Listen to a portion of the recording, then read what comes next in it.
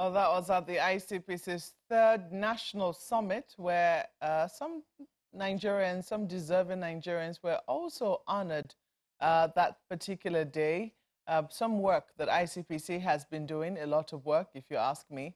But we'll see just how that is impacting corruption, as there's supposed to be the Independent Corrupt Practices Commission.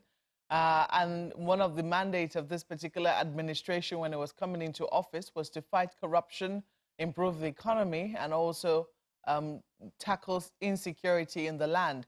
But corruption, how much impact has the ICPC, perhaps alongside the EFCC, how much impact have they had on the fight against corruption? Is it going anywhere? Are we making progress, or are we retrogressing? These are some of the questions we'll be taking on with Gabriel Okeo, who is a principal lead and the Chief Executive Officer at BudgIT. You're welcome to Sunrise Elite this morning. Thank you very much, Malpe. Well, good to see you. I know that BudgIT has been doing some work with ICPC, and there's some, especially with monitoring. Yeah. I know that the very first monitoring report they released, I think on constituency project, that was done in collaboration with BudgIT. I do not know how if your collaboration has gone on, but I do know that the ICPC has expanded their mandate into not just the constituency projects now, but also projects being done by the executive arm of government. Are you a part of that? Yes. ICPC started this initiative it's over a year now. It's called a joint constituency project tracking group. Not just BudgIT, but also media agency, also part of that group, where we go out with ICPC to track projects on the field. We have been opportune to go out with them to see some projects, and we will say that that is a great initiative that is pointing out some corruptions that are very obvious now that we see. However, much is still yet to be done, not just to point it out, but to really see that actions are taken to forestall them repeating themselves. But yes, ICPC is doing that, and we are glad to be working in collaboration with ICPC on that so far, yeah. But so far, I mean, there are different definitions of corruption. But I think the one that is most prevalent, and the one I heard most recently, is where public officers or those in authority abuse whatever office of trust that has been given to them and use it and advance it for personal gain. That's the one that is most common. And then sometimes you find out that there's systemic corruption, there is grand corruption. I know the vice president oftentimes talks about how in the administration, at least they can say that grand corruption has been reduced.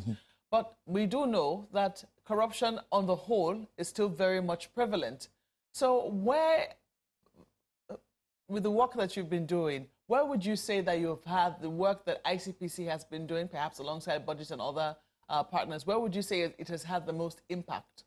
Okay, so I think, not looking at the whole picture of what ICPC is doing, but looking at it from the perspective of what we are privy to and what we go out with them to do is on tracking capital projects, right? And you know that even before ICPC started this initiative, this is something that is a mandate of BudgIT that we took as a mandate to track capital projects.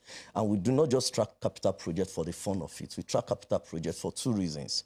When we started BudgIT 10 years ago and we are simplifying access to data, we realized along the line that the most part of the budget that appeals the most to citizens is the capital project, right? And it's because they want to see what provision government has for them or for projects that is calling for attention in their community. Now, aside from that, we also then see that there is a lot of fraud, embezzlement, misappropriation of fund and corruption that happens around there, right? Where you see a budgetary provision, for example, for construction of 6 blocks of classrooms. Then you go to the field to go and track, and then you are seeing 3 blocks of classrooms. And what happened in such a situation is the community that is being served this inadequate provision will also be happy. They will be glad not knowing that they have been shortchanged, and not necessarily to the knowledge of the federal government. It might just be it might just be a syndication a syndicate between the contractor and whatever agency of government that is responsible for that project. And so over time, what we do to educate citizens so that to inform them even before contractor comes to site, right? So that they can cry out, they can shout when they see disparity. That is what we now see ICPC amplifying now. ICPC beaming their lights on capital projects and then going out to also see for themselves, right? And then also relying on some secondary data, right, that we provide to them sometimes to then pick that up and probe further. It is now coming to bear that what we are doing, it is not just crying foul cry, it is really happening. And for this assertion that the ICPC chairman made at the just concluded summit, right, we were particularly glad that that came from ICPC chairman, a government agency, right, saying that 257 duplicated projects in 2021 budget, right? And why we're glad is because when we released our 2021 budget analysis report in May 2021, May this year, we had cried that we identified 316 duplicated projects. And it was as though we were unpatriotic. It was as though we just want to be a national embarrassment or embarrass the nation before the international community. And so now coming from the ICPC, it's not as high as yours, though. It's not as high, but just maybe we wouldn't know how deep they went into the analysis. We combed the whole, in 2021 budget, there were about 19,000 plus capital projects. Duplicated?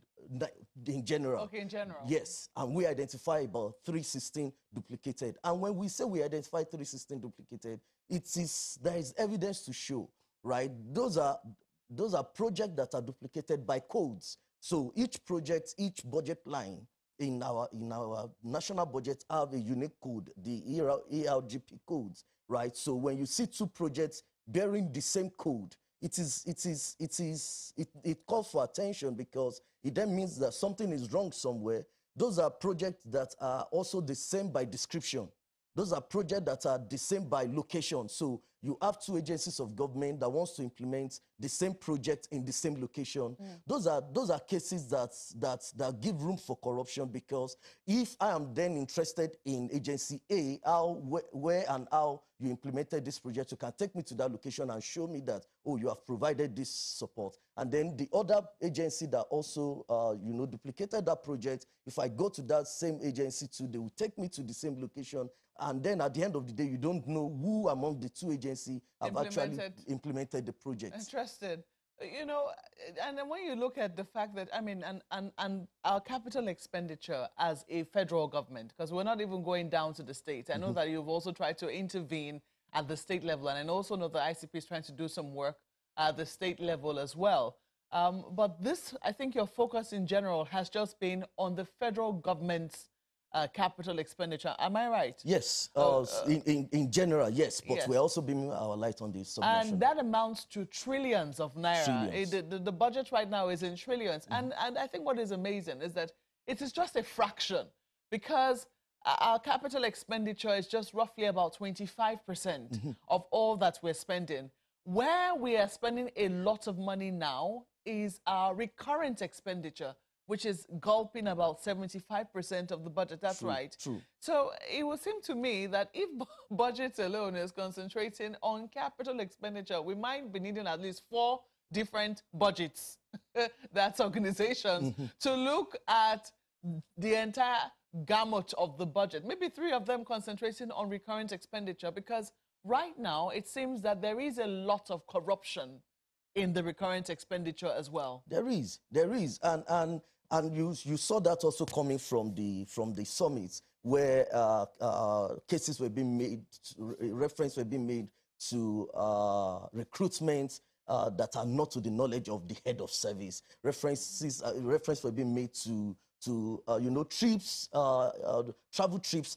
The panel session you handle on at that summit. I had the professor from PACAG, you know, giving instances of travels that government officials who made, and certain fund is given to them for those travels, and maybe those funds are not utilized because provisions were made on another end, and then they want to return such fund, and they are saying this is non-refundable. You can have it.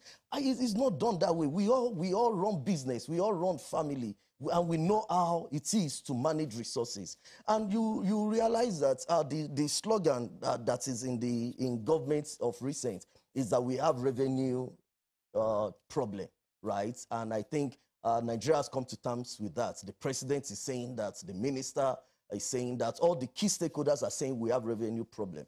But I remember that recently, just about last month, some weeks ago, we had an engagement with the budget office. Dr. Ben Akabweze, who was also at the summit, yeah. Right? And I said that it is high time we began to also call attention to our expenditure inefficiency problem. So we do not just have revenue problem, right? We have expenditure inefficiency problem. Indeed. Also. So we know that before now. I mean, the former Minister of Finance, Mrs. Kemi Adeosun, talked about an efficiency unit, which the now Minister, Zainab Ahmed, also re-echoed that is still in existence. However, we were not able to say precisely just how much the efficiency unit has been able to efficiently save, you know, on our behalf, because there's still lots of talk around office stationery gulping up so much, you know, duplicitous buying of computers and all manner of things. So really, and these are some of the areas where a lot of money is being expended. When we talk about 75% of our budget, yes, the DG Budget Office acknowledged that, yes, our budget has grown in terms of salaries and emoluments because of an increase in minimum wage. However, he says he admits that it doesn't account for everything. It doesn't account for all that we're currently seeing. So it would seem that there is still a lot of efficiency lacking in the process. Across board. How do we begin to entrench this efficiency, one, and increase transparency in this regard? So it is for us to, the same way the nation came to terms with the fact that now we have a revenue problem, right? Over the years, we have been shouting that before now. But it was just about a year ago that, or 2 years ago, that the critical stakeholders of government are now agreeing that, yes, we have a revenue problem. We need to first establish that we have expenditure and inefficiency problem. And then when we establish that, and then we also establish that our way out to spending more, because now we are also not underestimating the fact that we still need to spend more, irrespective of the inefficiency that we have. And what I say is, if we need to spend more, because it looks as though, don't let us even talk about inefficiency now, we still need to spend more. We need to spend our way out of all of what we are saying. We are the lowest, we have the lowest spend in our region or in the world and all of that. What happens to us managing, right, what we have, the resources that we have effectively? That is where we need to start from, right? And what we need to do, the budget office, the Ministry of Finance still has a lot of work to do, right? If there is a department within the ministry that is looking at the efficiency of government spending, right? What is the information they are putting out? They need to put that information out. They need to, and I must give it to the administration also. You know, December 2019, I think, the administration established precisely? This administration, this current administration, established a portal that is called the Open Treasury Portal. And I would say that that is a laudable project initiative by this administration, which we wonder if... Is that a single treasury account? No. That's different from the This TSA. is Open Treasury. It's different. This is Open Treasury. This is a portal that tracks the daily spending of government. So government by themselves are now putting out information about how much that goes out of the treasury of the federal government and the MDAs at different threshold, right? And we have built an additional analytic portal on that platform. And we are seeing some interesting stories, some interesting reports. In 2020, we gave out a report that shows that there are payments, thousands of payments that have been made to personal accounts. Are they reducing? Yes.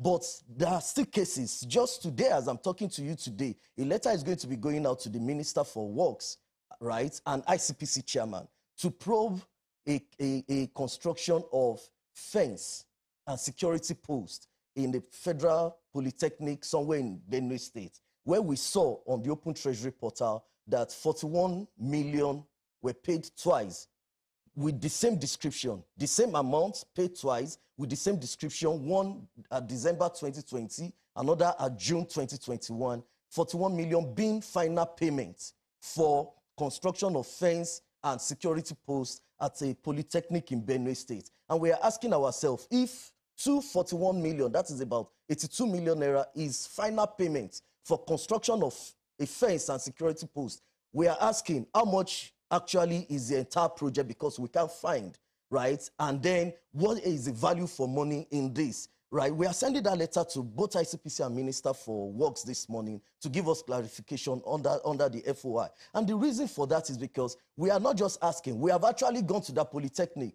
It's in the middle of nowhere. You cannot even see a fence that is being newly constructed if the money just went out December and January and June this year. And you are asking yourself, when will an end come to this kind of cases that we are seeing, where we are spending almost 100 million to construct a fence? And we are not. And the fence is non-existent. We cannot see it. And we are asking, this is 100 million that's the description on the federal government portal. It is either the fences. You know, your choice of words are remarkable. When I ask you if the fence is non-existent, you say you cannot see it. So it's possible that it is there. We attach our photo. Okay. We took pictures of of tracking that school, and we attach it to the letter we are sending today. Okay. Let the authorities see themselves, and let them give us, on behalf of the Nigerian people, let them give us clarification, and then we'll put it out also to the Nigerian people to say, this is what the federal government is doing, this is how much they have spent on this fence. And because, you see, the interesting thing about our work is that we don't generate this data and this information that we put out. They are government information that we are replicating, we are representing it in a more appealing manner and in a way that, citizens can easily access and engage with. Well, I know that my colleague wants to engage with you on this one. Ayo, it's over to you. Thank you, Mark. Well, when you just raised that part, the only thing that comes to mind is some sci-fi movie that, okay, it is there, but we need some divine eyes to be able to see them. Very interesting. Well, Mr. Okewo, what is the role of the National Assembly in some of the information that you have put out? For instance, when you talk about misplaced capital projects in the 2021 budget, many people might be able to see this slide. I see about five items, from on the front page, part of the information that you have also put out. 50 million naira to the Federal College of Forestry, Ibadan. 500 million naira to Nigeria Agricultural Quarantine Service, and all of that is on the front page. The question that comes to my mind is, in the budget defense, in the scrutiny of the National Assembly, is it that the National Assembly didn't notice that these capital projects, were misplaced in the budget? Okay, so thank you very much, Ayo. And it is possible for the National Assembly not to see.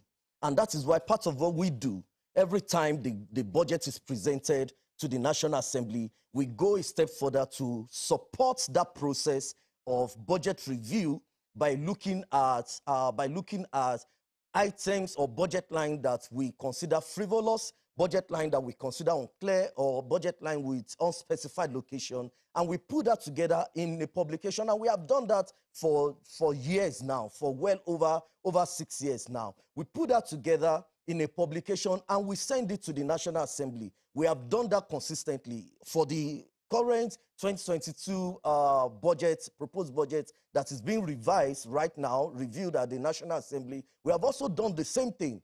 And why we do that is to help the process, to help the budget defense process to help the legislators to point them to areas that they need to look at, areas they need to ask questions, you know, from the executive when they come to defend the budget, because we understand that they may not have that capacity to be able to, you know, look at the entire capital project or the entire budget line. But this is what we have done over the years, and we point them to it. But you check, right? And the question is, what period, what duration do they have to do this work? If we have in 2021 budget, we have about 19,000 plus capital projects.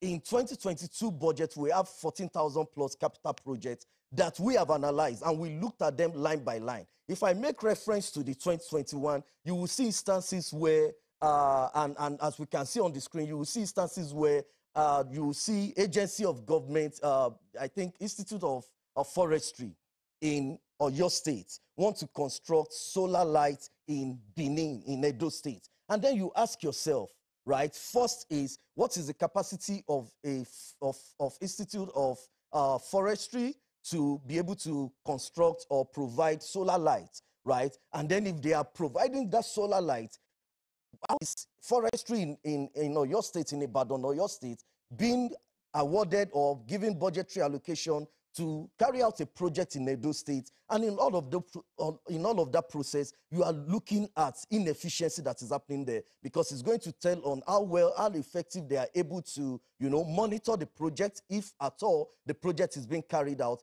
And then you see duplicity of projects. You see the same project that is being repeated across agency, and you are asking yourself, where is the efficiency in this? Just the one National second. Assembly, it is.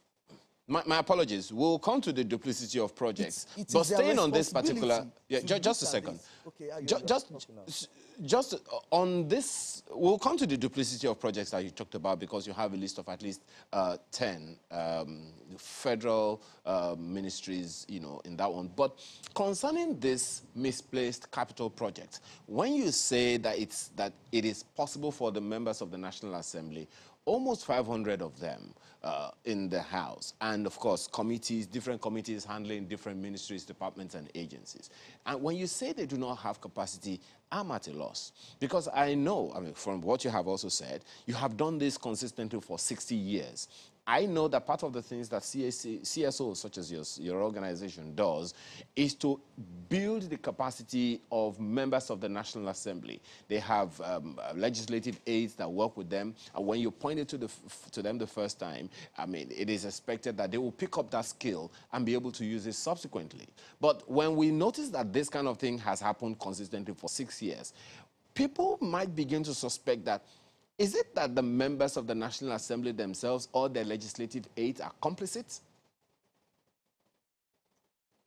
So it could be, and truly we can't say, right? But in terms of capacity, there's no shying away from them not having the capacity. Most of these guys are not, are not necessarily economists. They are not necessarily, have that qualification to be able to conduct some analysis to do this work. And yes, they have aid. And that's also part of what we shout about, to say, what are the work of the aides? And as much as that is not within the purview of my job, our job, our mandate as civil society organization is that we provide them, we help them, we point them out. And when we identify these issues in the budget that we need them to look at, it is not that we just identify them and we put them in a vague way. We actually print it out in a publication, and we give that to every single member of the legislative arm of government.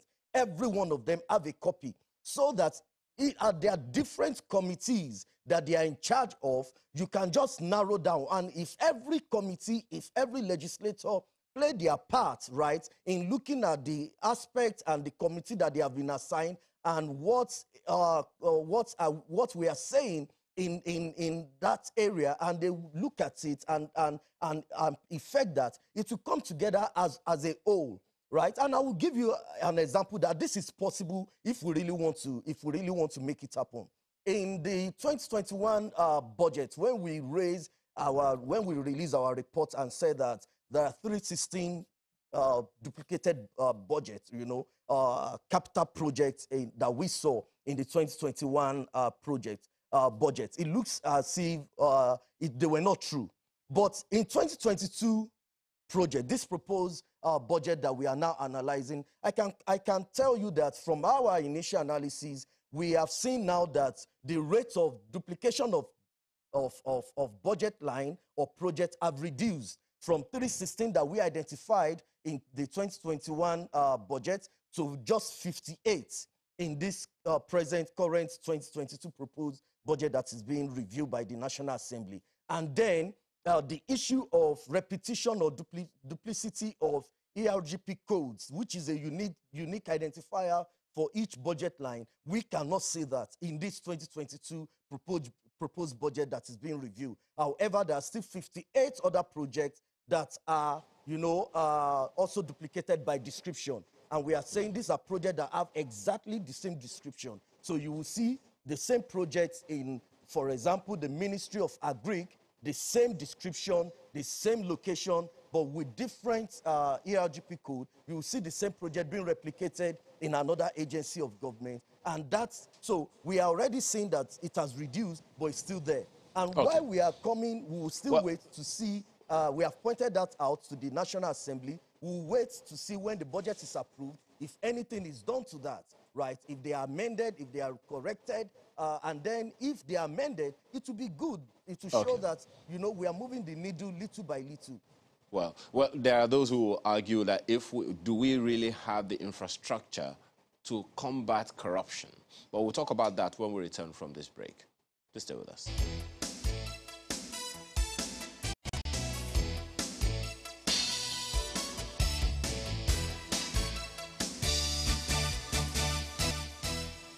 Thanks for staying with us. Mr. Gabriel Okeowo, Principal Lead CEO at BudgIT, is still with us. Mr. Okeowo, from documents you have put out, you said that you analyzed 19,036 capital projects in the 2021 federal budget, out of which 316 duplicate projects were detected within 74 federal agencies spread across 23 ministries, and the presidency with cumulative allocation of 39.5 billion naira.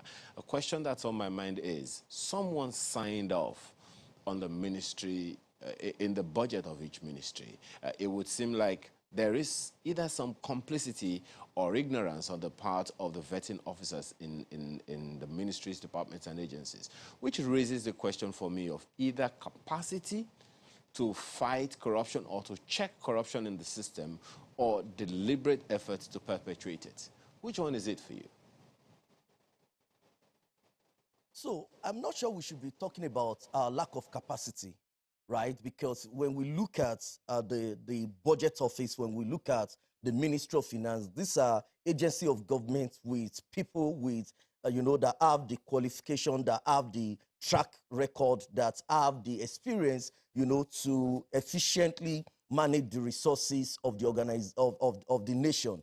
And then when we look at other agencies of government like the ICPC, the EFCC, when we look at the legislative function of the parliamentarians, we will see that we have all that it takes. We have all the mechanism to check all of this inefficiency. What is lacking, however, is the willpower, is the political will to really do this. And you see, in our work, we are always more, on the neck of the legislators. And why we do that is because by design, democracy by design balance out itself, right? By design, democracy has created a system of check and balance. And if we all play our role, we identifying the legislators as the representative of the people, because in this system of government, the people are actually, the people is the entity with the greatest power, right, to control the other arms of government. And the people are represented by the legislators. And that's why we are saying, if legislators themselves, right, first of all, come with a plain hand, and that would take me back to legislators leading by example. if they are transparent, if they make their budget open and they make their processes open, right, themselves, they will not have the willpower, they will have the moral right, the moral justification to then go after the other agency of government like the executive and the judiciary and ask them critical questions and perform their oversight function the way it should be. Okay. I'm not sure we have capacity problem on this. It's not about capacity problem, truly. Okay, if it is not about capacity problem, you talked about political will, but it's a different language. So it will seem with Mr. Owasanye, where he says that one of the people perpetuating irregular employment of civil servants into the civil service, they are already being prosecuted. Another question that comes to mind about capacity or infrastructure to fight corruption is the much talked about audit bill or audit law or audit commission. I know that your organization partnered with another CSO recently to have a conversation around the audit bill or audit commission, well, the audit system in the country. In your opinion, do you think that the audit commission being proposed or being considered is a silver bullet, so to speak, to fighting this corruption? Because it would seem like there have been some systems that have perfected the act of corruption in the system, and it would seem like they are very difficult to track. Do you think that indeed the audit law will make a difference? So in Nigeria, we have seen a lot of system failed. So it would be difficult for me to concede that anything would be a silver bullet, right? However, should we look at our audit law? Yes, because what we have currently, which has been there for quite a while now, may not be strong enough to fight the level of corruption that we see today. But beyond that, right, it is to see even what we have currently, the audit reports we have at the moment, how well is the executive and the legislator going out to carry out the recommendation or you know, call to book some of the issues that the Auditor General have raised in his audit report. As the last check, there are trillions of naira, you know, billions of naira that are unaccounted for, you know, funds that are collected by officers of government that are not retired, right? And when fund is not retired, they can be considered as not spent. And yet, this report comes in, and we are not seeing the man at the ends of affair, talking about the president now, taking any stern action to call anyone to books. It is okay for ICPC to say they are prosecuting or you know, prosecuting one of the leaders of agency of governments that they have found culpable of a corrupt act. But until we begin to make a public show of these people, we might not be able to, you know, see the kind of results that we want to see. We need to be able to name and shame. When we name and shame, we are going to see difference. And I strongly believe, as much as I don't have record or I don't have data from ICPC, I strongly believe that ICPC have a lot of information in their hand of public office holders as well as private sector that we can call and we can shame in this process for us to be able to show Nigerian people that we are actually working. That is what we want to see. If we really want to make any progress, right,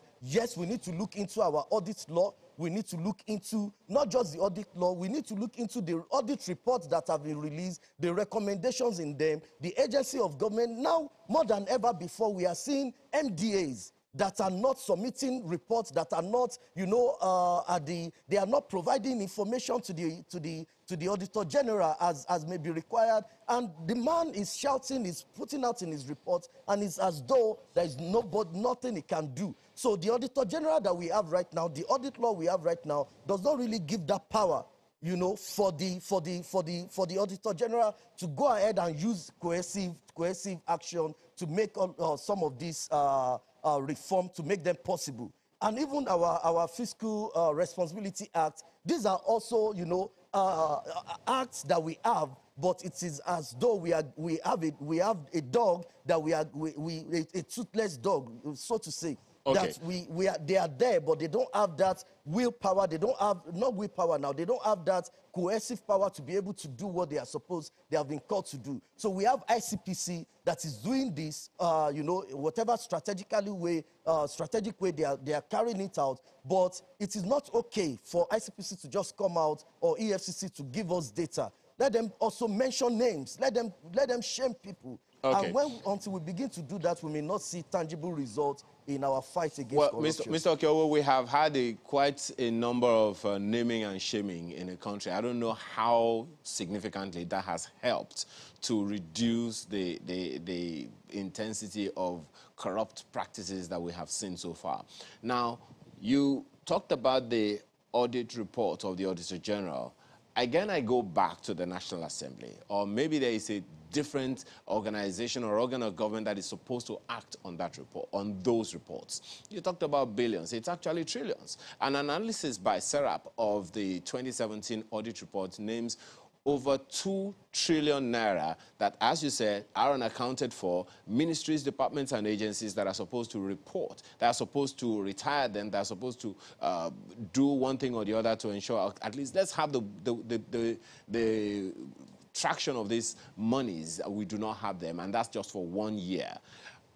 Backtrack to 2015, up until maybe last year or the year before, we still don't have reports. Whose job is it to give teeth to the Auditor General's report that we receive every year? And then, isn't it too slow, the analysis that comes from the Auditor General's report, such that we don't even have any action on them over the years? Yes, definitely. Whose job? Two questions you posed there. Whose job is both the job of the legislators, because they have that power to call anyone to action. And sometimes when we see them, you know, do this drama at the National Assembly, where they will just want to try to make a show of maybe one public office holder post question to such a one. We have also seen instances where what we then hear when the public office holder now want to, you know, justify his position, not to be embarrassed. We have seen cases where what we then hear after that is off the mic, put off the mic, right? And until we are able to, they are able to do their job without offing the mic, and the man that wants to also defend himself is allowed to defend himself, because they know that if that man should go ahead and defend himself, they might find some of them also, the legislators, you know, culpable of complicit of that process, right? It is first their job, but I also believe that the body language, right, of the president is also very important, right? And not just body language. Let there be a clear executive order, right? To the same way the president can call on executive, the MDAs to tell them, give them ultimatum to appear before the legislators to go and defend their budget, right? The president should also be able to issue such order also to the MDAs, to the ministers, to the executive arm of government, to tell them to go and appear before the legislators to defend the reports of the Auditor General. And then the legislators need to understand that they are not there by themselves. They are there to represent the people. And whatever they are doing, they should do it in the interest of the people. They should not hoard information, right? So that what they cannot do, the people can mount pressure, right? The civil society, media can mount pressure. I will make reference to COVID-19 audit report, right?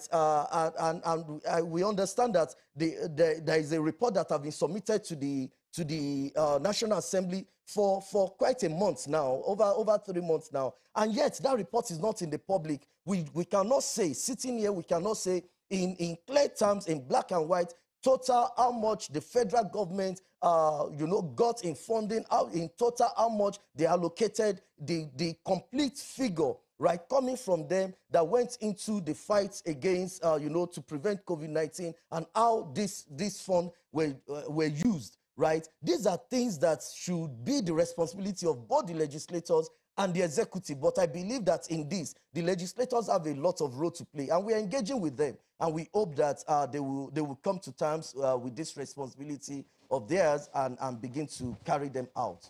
We sincerely hope that capacity will be strengthened across board because there's a lot of work to be done. You haven't hesitated in showing where you have found some problems. For instance, you've named top 10 agencies with duplicate projects.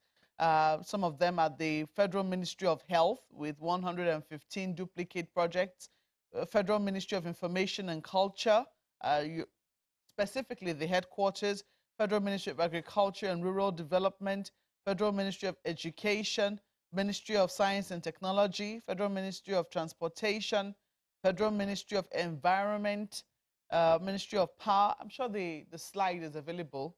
That's top 10 agencies with duplicate projects. Federal Ministry of Labor and Employment, who was also fingered in the employment scam as well, and Federal Ministry of Water Resources as well. And you can see some of the figures there in terms of the projects you found duplicitous. But I'm wondering, you know, have there been any corrections? After you raise this alarm and you take it to the agencies, especially those in charge of budget, now we have Federal Ministry of Finance, Budget, and National Planning. It used to be two separate ministries, but now it's under one ministry. I don't know where you take it to, whether you take it to the office of the director, DG Budget, or you take it to the office, or you take it to the office of the Minister for Budget and National Planning, as Finance, Budget, and National Planning. Where do you take it to one, and what sort of reaction, what sort of feedback do you get? Is there any correction? Is this corrected at the end of the day, or do we still leave it like that in the budget? Do they say it's been signed, there's nothing we can do about it? Okay, so the first question, where do we take it to? We take it to the executive arm and the legislators. This that you are saying, this is from the 2021 approved budget, right, which we made available to the budget office and the ministers for finance and national planning. Who in the executive arm do you take it to? In the executive arm is the budget office and the Ministry of Finance. Okay, what sort of feedback do you normally get? So now, two things, right, and not just them, also to the people, for the people action, which is pressure, right? But when we take it to the executive arm, which is the budget office, what sort of reaction do we get? Of course, we get that reaction of, this is not true, this is false, and we really got that, right? And I'm happy. That was why I started from saying I'm glad that ICPC also came out. Yes, there might be disparity in our figure. We said 316 duplicated. ICPC said 257. That is still close. Whether 257, let's even leave 316. Let's work with what the agency of government have said, 257. That's still quite a lot. What kind of reactions do we get? I'm not sure we do get, you know, pleasant reaction, and that is totally fine. We are not meant to get pleasant reaction if we are really doing our job. But what we can see is that between 2021, where we identified 316 duplicated projects, and this 2022 that we are currently looking at, there has been a significant reduction from 316 or 257 in 2021 budget to just 58. In 58 duplicated projects in the 2022 proposed budget right now. We can see that, and we give that you know, credit to the budget office or the agency of government that have ensured that that's reduced, right? But beyond that is that we should not go away beyond reducing it now. That's not just the solution. The solution is we should also look back. We are still implementing the 2021 budget. We should go back and look at either the 316 or the 257 that is identified by ICPC, and let us ensure that corruption did not happen in those projects. So how would you describe the impact of not just the work that you're doing, but the fight? Because you have talked about how this administration has been able to put in place certain things that have increased transparency, which has made the work of people like yourself, the organization, easier. So how would you describe the impact of all of this on the fight against corruption?